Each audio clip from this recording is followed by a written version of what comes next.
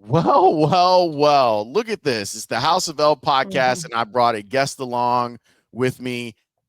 My friend Sarah Spain has got a book out that we need to discuss, and it goes back to some incredible reporting that she did. Wow, like almost like a decade ago, right? Like we're Not quite. A couple years ago. Yeah. okay. Yeah. And now it's going to be a book. Yeah. So we need to discuss all of that. We are brought to you by Remy Martin. And Sarah was making fun of me. She was like, wait, so Remy Martin, look, this is how serious the Remy Martin relationship Oh, is. wow. Not just the neon sign, but we have Chicago specific swag. We like Yeah. that. I figured you dig the poster, Yeah. the Oh, Chicago yeah. Vice poster with Oh, Peyton. yeah. Man, That is sick. yeah, that's like That's my like favorite. super old school. That was hiding in my parents' garage for 30 years. And like literally, Don't you love those finds? My friend yes. found a Michael Jordan cardboard cutout stand up in like the garage of the place he bought. Like the people had left it behind and immediately drove it to my house. I was like, I know who this is for. Yeah, I of course, like the biggest Michael Yeah. Jordan stand in the Yeah. history of stands right here Yeah. is Sarah Spain. So you're one of the people that loves Chicago and loves Chicago sports. How are you feeling about the Bears these days? I have to admit something that I discovered today as I was listening to actually some of the score broadcasts talking about the Bears draft and everything else. I have finally been slightly broken by them. Not because I am negative this year, but because I'm more of a realist this year. I am optimistic about the picks they've made. I was really excited that they finally went out and got the coach that everyone said to get instead of being like, no, let's be cool and go to the CFL or like take somebody that has zero charisma whatsoever. Like they went for the guy that has a proven track record, who everyone is enthusiastic about, who I am excited to see. So, like, that's a great start. I never, even when I was in radio every single day covering this stuff, pretended to know better than the people whose entire job it was to scout these players and draft them. So one of the struggles I always had with the post-draft shows were people coming on and giving terrible grades or raving grades, especially people who you're like, I don't think I've ever heard you talk about that person before, but now all of a sudden you know more than everyone else about them. So for me, I tend not to say I know more than the people in charge, but I can say that I'm still worried about the offensive line. I like that they went out and got some pieces before the draft. Still a little concerned about that. I'm concerned about the lack of edge rushers. I don't know why we continue to be a team that just doesn't think it's important to pressure the opposing quarterback. I'm worried about the running back situation. Even though you can slot in guys from different levels a little bit more than in past when it felt like you needed to have the marquee name, you still need to make a team respect the run in order to be able to use your passing game to any reasonable effect. And I love that we have so many weapons, but it's going to be hard to get to all those tight ends and wide receivers if we can't make them believe we might run the ball every once in a while. And if Caleb is still getting killed back there, we need to be able to count on a run game. So I'm enthusiastic about the guys they did pick. And I know they've talked a lot about trying to read the draft and take what it gave them. Some of the guys like Genty were gone when they would have taken him, but I the reason I say they've broken me is every season when people say, "What's your prediction for the Bears record?" I always give them 10 wins. Used to be 10-6, now it's 10-7. Like I always am like, I don't know, probably about 10 wins. And this year I'm like, I don't just break 500, I guess, would be okay. Like it would be a step forward. And that is such a sad thing when you have the excitement around a quarterbacking Caleb that I actually think is good if we can protect him and give him a good game plan and not have it be such a goddamn mess like it was last year with different coordinators and different head coaches and different play calls and no protection. But yeah, they finally broke me to stop saying 10 wins and to actually just ask for the bare minimum. That's fair. Look, one of the strengths I think you've always had as a broadcaster is that you're about culture. Like you think about culture and the Mm-hmm. way culture interacts with sports and vice versa. Isn't it great for Chicago to have a cool quarterback? Yeah.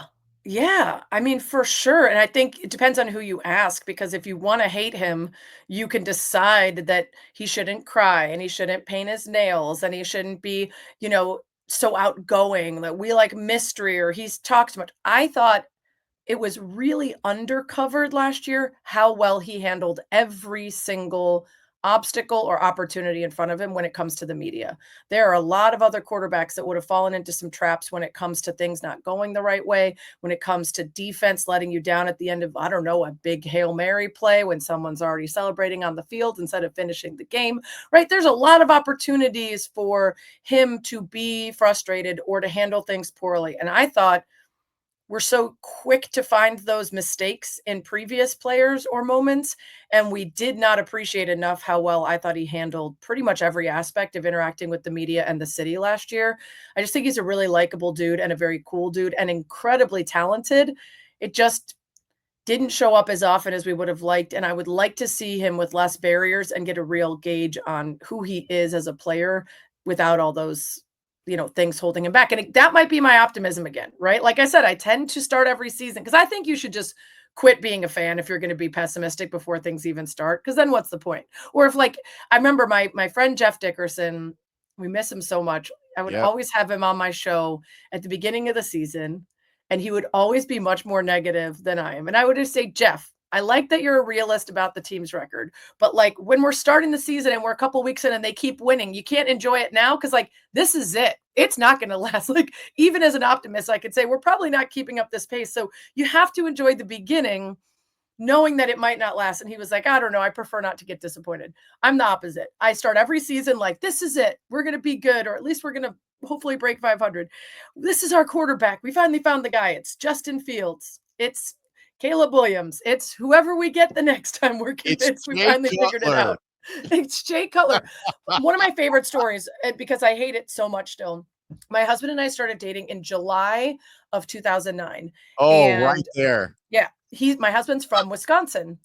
And when we first met and started talking, I was like, "Oh, but are you a big like Wisconsin fan?" Ew. And he was like, "Oh, I've been in Chicago for so many years now, and I grew up a Cubs fan because the Cubs and Brewers were in different leagues, and so always loved the Cubs. And then at this point, I want the Bears to do well. If Green Bay does right, it's fine. I don't really care anymore though." Fast forward to September, the opening game of the season, Jay Cutler's debut at the Bears. He throws 5 interceptions in his very first game against the Packers.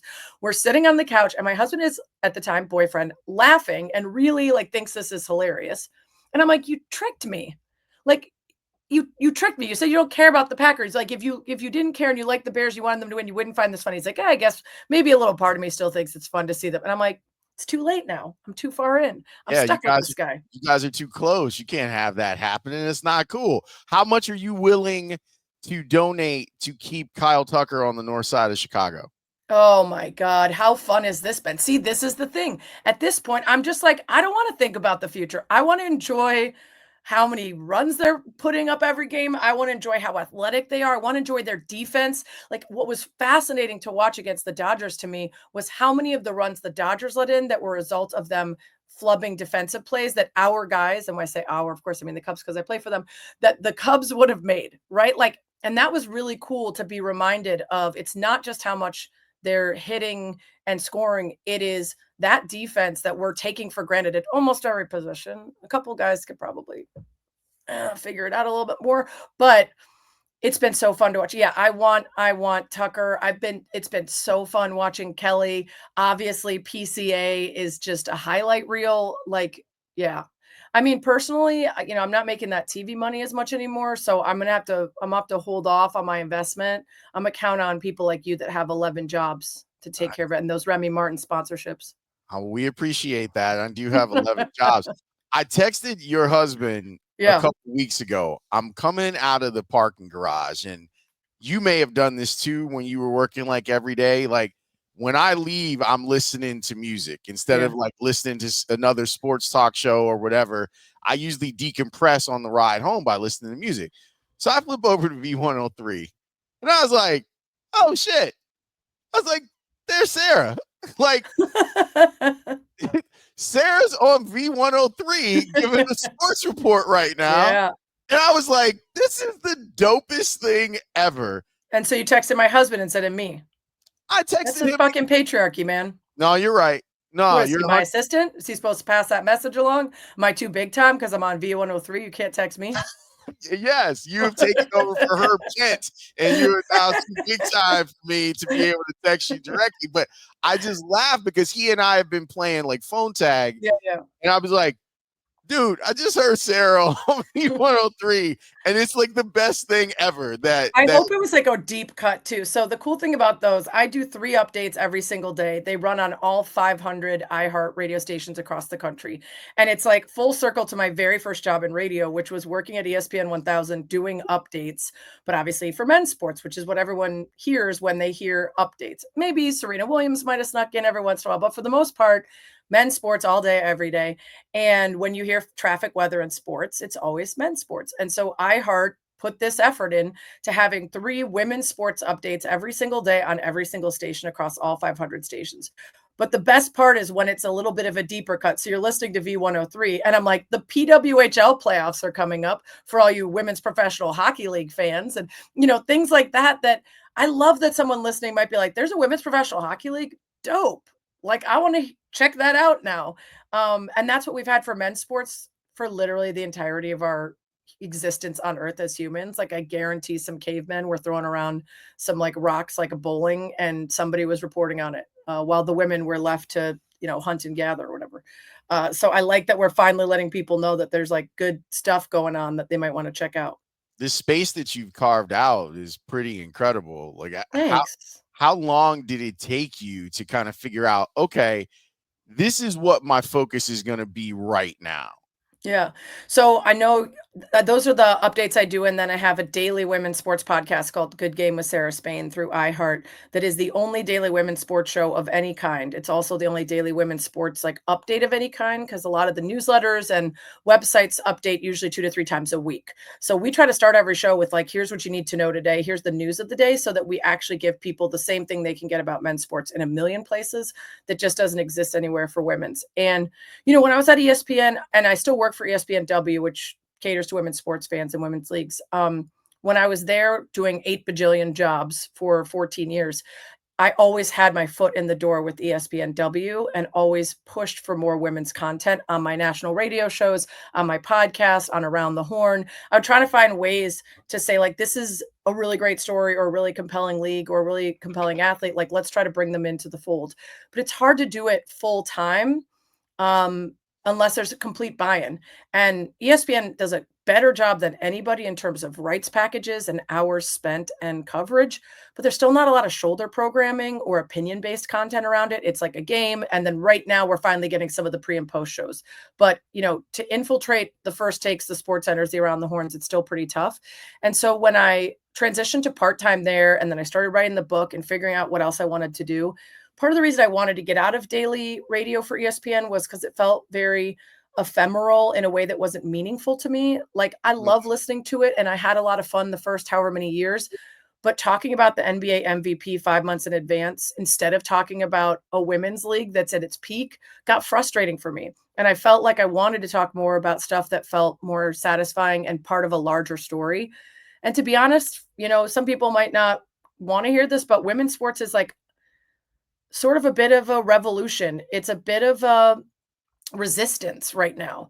What it stands for, what it intersects with at every turn, whether intentional or not, is, LGBTQ plus rights and, trans issues and women's empowerment, women's bodily autonomy, like all of that stuff intersects with women's sports, even if you're not being intentional about it. It's just existing as a woman, right? And talking about those issues. And it just feels I don't know, like a better use of my time every day to Mm. talk about these athletes and leagues that I really care about and think are awesome, and that I think more people would think were awesome if they just got the chance to be given all the information we get for men's leagues. Like, I think a lot of people don't really know it, but if they just knew the stake story, stats, and stars of a couple women's games beforehand, if I told you, okay, these two teams are going to play, this team has never beaten this other one. This woman's ex-wife is on the opposing team and they used to be teammates and they were married, but now they're playing against each other. And this woman's coming back from pregnancy. It's her first game from that. And then this one's about to break a record for the most points, whatever. I sit them down to watch and they've got all that information now and they want to see what happens. And with women's sports, we do such a bad job of giving people all that stuff in advance of games. We just expect them to sit down and care when we aren't covering it on SportsCenter and First Take and every single website or every single radio show. And then we blame the product instead of the coverage. And so I'm just trying to be someone who's telling all those stories and setting people up and making it equally about X's and O's and strategy as it is about, the stories of people dating or break it up or what they're wearing, all the other stuff that we like about sports. How hard is it to write a book? Oh God. Let me just tell you that for the first like 3 weeks, I was like, this was a terrible idea. I've made a grave mistake. For two reasons. One, it's lonely. And as you could tell, I could talk to a wall for a couple hours before I'm like, "Oh, no one's there. I'm just talking to myself." Like I could talk for you. You're a solo radio host for many years of your life. We know how to talk.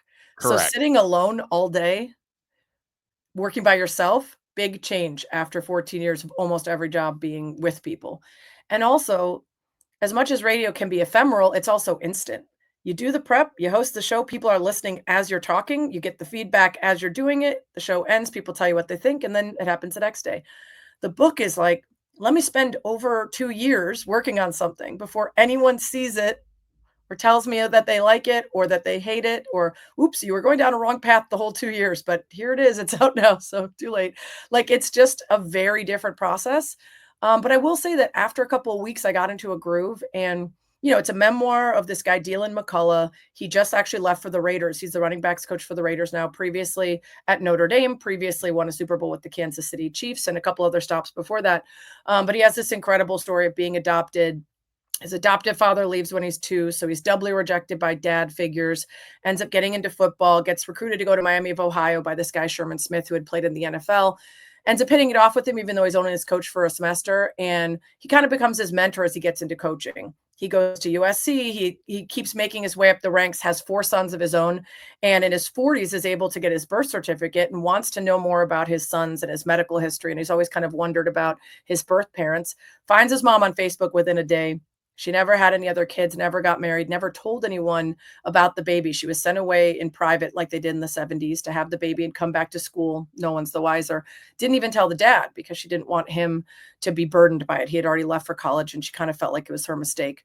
He's not listed on the birth certificate. He asked the mom if she knows who the dad is, and she says it's this man named Sherman Smith. Turns out his college football coach and mentor of almost 30 years was his dad the whole time. Neither of them knew it. And they start piecing together how he basically recreated his life. They grew up in the same place. They ended up in the same college. They both became NFL players. They both became NFL coaches. Both won a Super Bowl. Both lost a Super Bowl, both to Tom Brady. And now he's coaching for the Raiders under Pete Carroll, which is who his dad coached under in Seattle when they won a Super Bowl.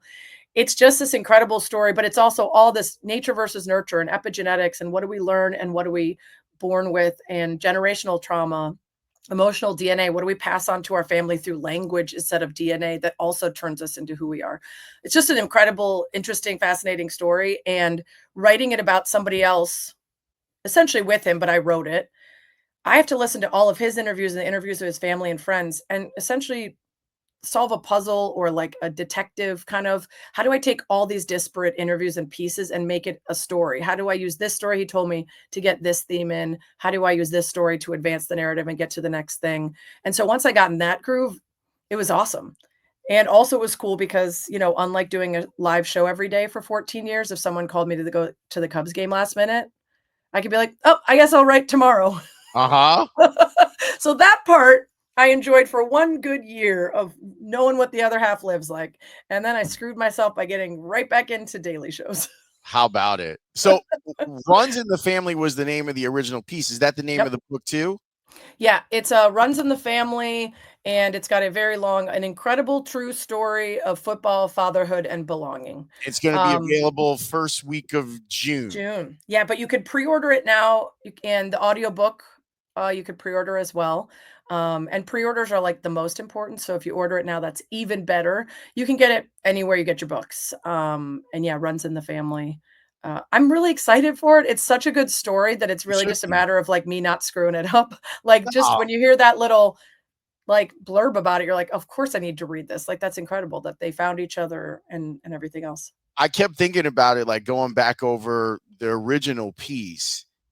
I kept thinking about he and through your piece, you are helping redefine what family is, Hmm. because once we get to the point where it's like, oh well, I can actually pull everyone together here and Hmm. have a giant family reunion. Yeah. It lets you like I when this story came out, like there was not a dry eye in the house, right? Yeah. And then you really think about the idea of someone blending all of the parts of their family together to create like a mega family. Mhm. And it's truly beautiful. It is. And it's fascinating for me. I don't know what it is, but I've always been really interested in why people are the way they are, like what makes them how they are. And I think when I was younger, it's why I wanted to be an actress. It was like you get to just be someone and really inhabit them and like be so curious that you learn everything about why they are what they are, give them a backstory, all this stuff. And it sort of has morphed as I've gotten older into really caring and being interested in psychology and sociology and why people are the way they are. And all the research I did for this book has made me just a better person because it makes me so understanding of people's like pathologies and why they end up being who they are. And when you meet someone and they're an asshole or they're narcissist or they struggle with a lot of things, it's usually not random. It's what happened to them and around them and inside them. And to get to dig deep and research into how much of that is learned behavior versus born with, how it matters that, identical twins essentially start with the exact same DNA, but that can diverge in meaningful ways because of the environment around them or the way they're treated or whether they're held as babies, like all these things. That's fascinating to me because not only do I think it allows you to break free of the idea that you're stuck. Yes, there are things that you are given and handed, but if you decide to be intentional about them and change your path, you can. And for Dylan, what's surprising is it's almost the opposite of so many of the adoption stories we usually hear. It's usually this simplistic idea of someone who's struggling gives up a baby, and the people who adopt are great and wonderful, and they give them a great life. Yep. And in this case, the mother and the father that birthed him, even though the father didn't know him, were successful, wonderful, happy, um, well-to-do-ish people.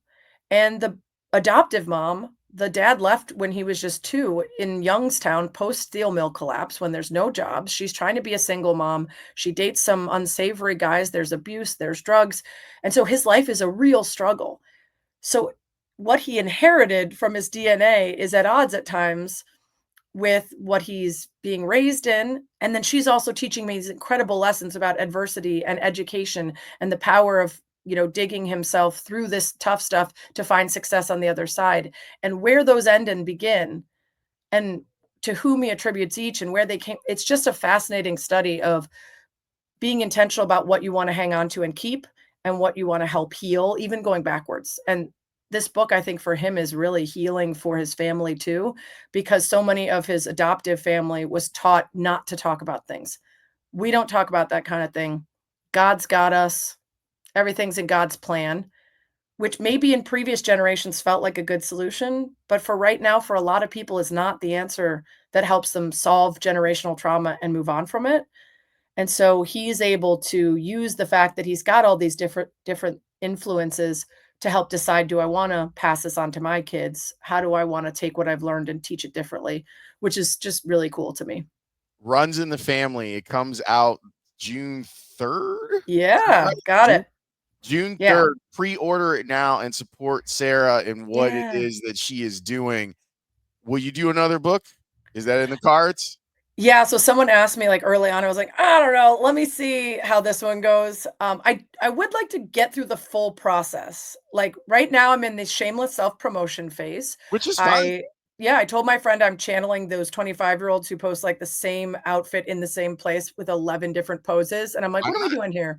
But this was not a part of my growing up. I've gotta learn, that kind of self-promotion. Have So you gotten the box of books yet?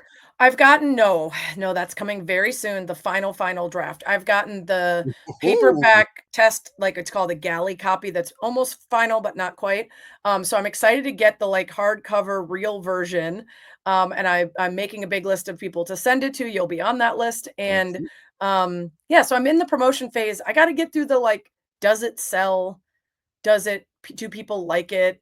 How do I handle if everyone doesn't like, you know what I mean? Just to see. But I think it's almost inevitable that I will, in part because frankly, Lawrence, My love of human beings is subsiding as I age, perhaps because I know human beings more, or perhaps the world that we live in currently is so toxic that I have dreams of moving to a farm where I surround myself with mostly animals and then invite the people I do like to visit.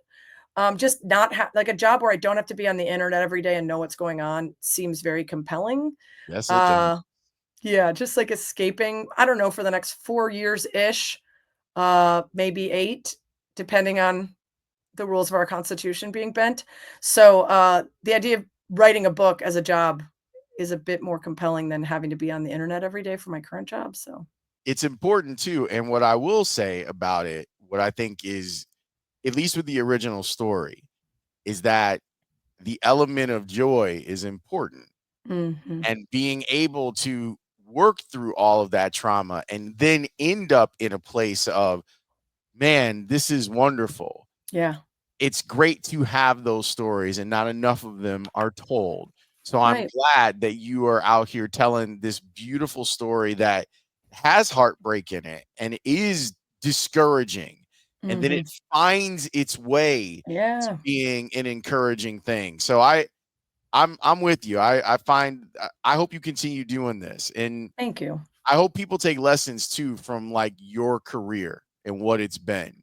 I I'm sitting here appreciate trying to that. pick up some gems from you right now. Like just being like, oh, okay, yeah, there is life after doing the thing that you think that you've always wanted to do, and then you do it. Mhm. You're like, well, I've done it, and Yeah, now what? Like that sort of thing. But congratulations on this. thank you. This is wonderful. I look forward to speaking and preaching the gospel of this book once it comes Thank out, you. and Thank you telling for people. having me to talk about it too. Oh no, anytime. You're me and billionaire Brad. I We was get gonna down like say, rocking chairs. So when you read the book, t be sure to text Brad and tell me what you think.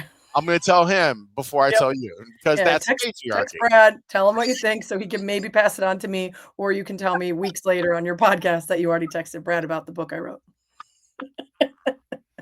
I deserve every bit of that. Honestly, I am so used to it by now. It is a very nice problem to have when your husband is so likable that when you introduce him to other men, they immediately are like, "Brad, oh, Brad's not here. Oh, where's Brad? I love Brad. I miss Brad. I like you, but I wish Brad was here." Like, "Okay, But got it." look, and anytime I've run into you, it's Yes. like I'm happy to see you Yes. too. No, no, no. I fully do not take it as a affront to me, just as a Brad is a wonderful guy that a lot of guys like, and I think especially men, it's like they don't have as many like crews. Some men do. Some men, roll deep with their squad. But I think as men get older, they're just like they meet another awesome dude and they're like, I like that guy. Like we should hang out more. And then you don't. You just exchange texts about it. That's But true. women, we actually do hang out when we say we're going to, so we don't have to tell people as often, "Oh, I miss your wife. She's awesome." We just text her and hang out. That's a good point. I will have to make sure that I follow through with my guy Brad There you because go. I do adore him, and he is a lot of fun. And you're right. It's hard for men as we move away from like team concepts and Yeah. all that stuff to Mhm. find meaningful friendships. But I'll say he's one, and for me, Jason Leisure from the Sun Times is another one Yeah. where like I didn't meet him. Oh, that's right. You're kind of connected to Leisure through the Levitard show Yeah. too. Yeah. Yep. So like and meeting him and becoming friends with him has been a value beyond measure for me. That's So good. so it's good to have like That's good. another gem for the listeners. Reach out, connect with people, be social, have friends, especially guys. When you get older, if you don't have your like weekly softball game anymore, pick something else. Brad's into bowling now. All of his friends moved away to the burbs and had kids, and his softball league and his flag football league and all of his leagues got dwindled down so much that he's like, I got to find something in the city and something that old people can still do because they're all aging out or having kids. So now he does bowling, and it's a blast. He loves it. That's fair. It's completely fair. And he can come south and come hang out with me. It's totally There fine. you go. Sarah, thanks for this. Congratulations. Thanks for having me. I so appreciate it.